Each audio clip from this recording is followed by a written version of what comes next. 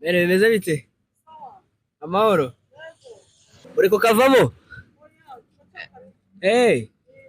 Ari mvuze nze ngure nk'agafanta umuceri w'abana baze kurya nanshi hariya mbabona muzamutse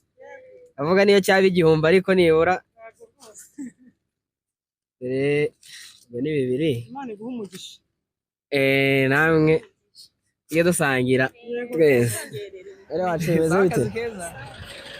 wari ugiye ku isoko uyu munsi ngiye kuguhahira rero kuguhahira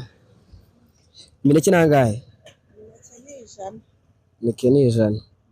amavoka inyomoro cyo okay mu rwego rwo kugushyigikira abana ugiye mu kazi urampa imineke 5 umwe nagenda nko kugurira igihumbi ngiriraho 5 myiza no kugenda dusangira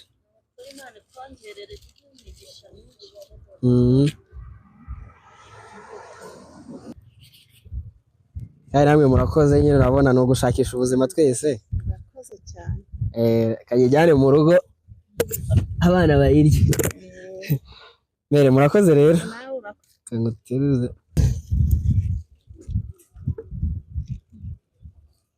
sa murakoze none bongerere sa namwe nyine ubu ngubu wabona ntazongera gusonza abona no muneke urimo umugisha rero tuvugisha no mu mere twumve mere wacu bimeze bite amahoro aho neza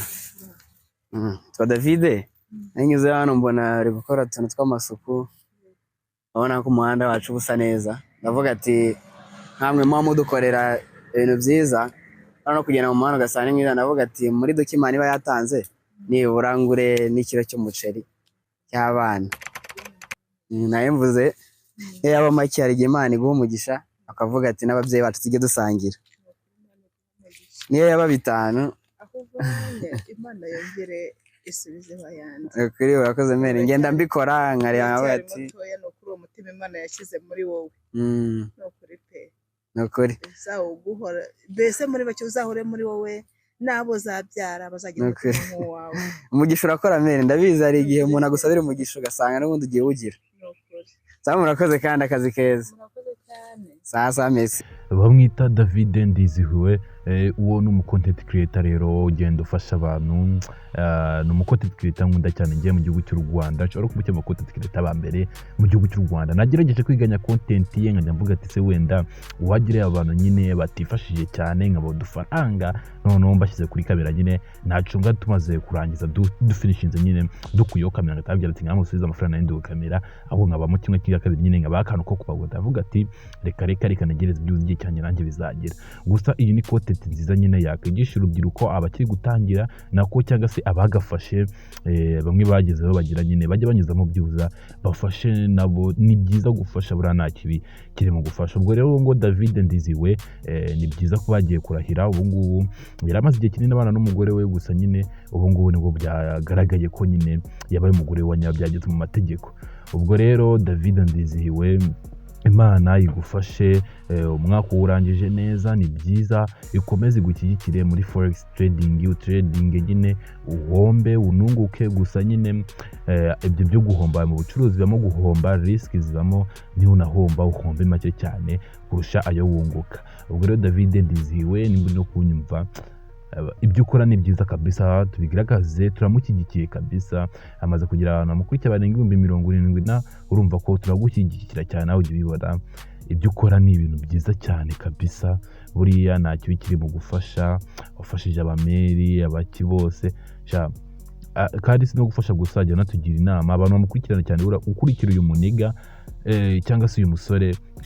wajya wumvamo inama nyinshi cyane ndaje bakibona ko video wumve ariko tugira inama abantu basoza umwaka ukabona ngo yafashe ingamba yigize umuntu urenze oya menya ko ubundi iyi present yawe iki gihe urimo nyine ugira agaciro cyubahe witeganya hazaza cyane nabyo hateganya hazaza kuko ni byiza gusa naka kanya wajya kubona mugani ukabona urapfuye oya mbere na mbere banza uyiteho aka kanya nyine urimo perezida wumve kubayeho neza ntacyo wishinze aka kanya uriho ubwo rero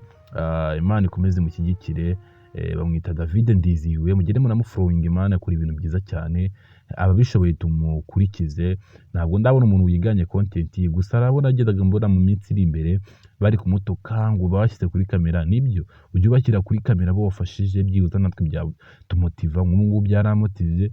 Ubu ngubu nanjye nimbona ibiceri bihagije nyine nzajya ngenda mbatema abameri mbavira ati bibaho kabisa. Iyi ni content nziza cyane kabisa.